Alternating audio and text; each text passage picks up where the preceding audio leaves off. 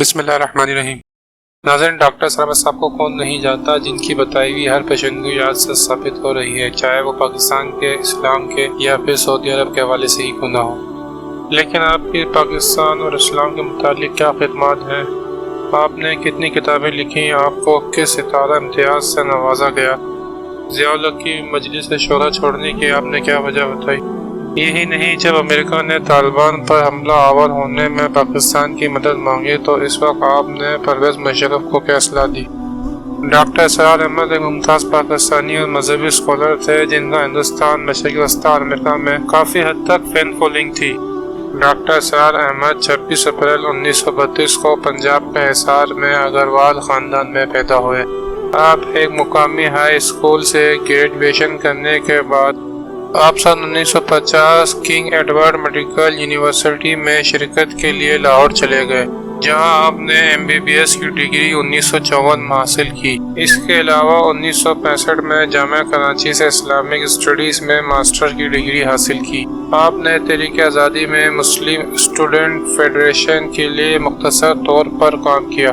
جو ہی آپ 1947 کے دور سے گزرے، آپ کی دلچسپی اسلام اور فلسفے میں مزید بڑھ گئی۔ اسی دلچسپی کی وجہ سے آپ کراچی صوبہ سندھ چلے گئے، جہاں آپ نے جامعہ کراچی میں داخلہ لیا۔ آپ کو بتاتے چلیں کہ ڈاکٹر اسرار احمد نے جدید جمہوریت انتخابی نظام پر شدید تنقید بھی کی اور دلیل دی کہ اسلامی ریاست کا سربراہ منتخب اسمبلی کے اکثریتی فیصلوں کو مسترد کر سکتا ہے۔ ناظرین، ڈاکٹر اسرار احمد نے اسلام اور پاکستان سے متعلق 60 سے زائد کتابیں لکھیں، جن میں سے 9 کتابوں کا انگریزی اور دیگر زبانوں میں ترجمہ ہو چکا ہے۔ ویسے تو ناظرین، ڈاکٹر اسرار احمد صاحب نے ضیاء الحق کے ساتھ مجلس شورا میں بھی کام کیا، لیکن وقت کے چلتے آپ نے اس مجلس کو الوداع کہہ دیا۔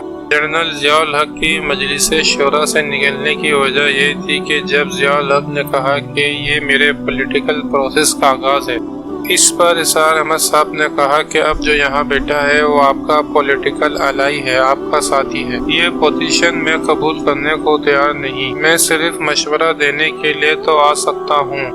جو پوزیشن ابتدائی تھی، لہٰذا آپ نے اب اس کی شکل بدل دی ہے۔ میں آپ کا سیاسی حریف بننے کے لیے تیار نہیں ہوں۔ جب 9/11 کا واقعہ پیش آیا، اس وقت جناب پرویز مشرف نے ایک اجلاس مقرر کیا۔ اس اجلاس میں ڈاکٹر اسرار احمد صاحب بھی تھے۔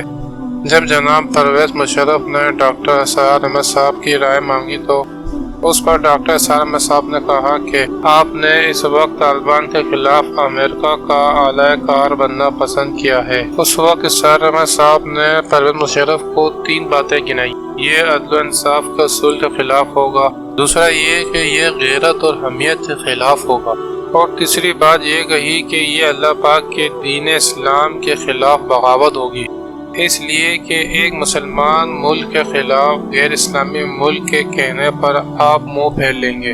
وقت کے چلتے ڈاکٹر اسرار احمد نے صحت کی خرابی کی وجہ سے اکتوبر 2002 میں تنظیم اسلامی کی قیادت چھوڑ دی۔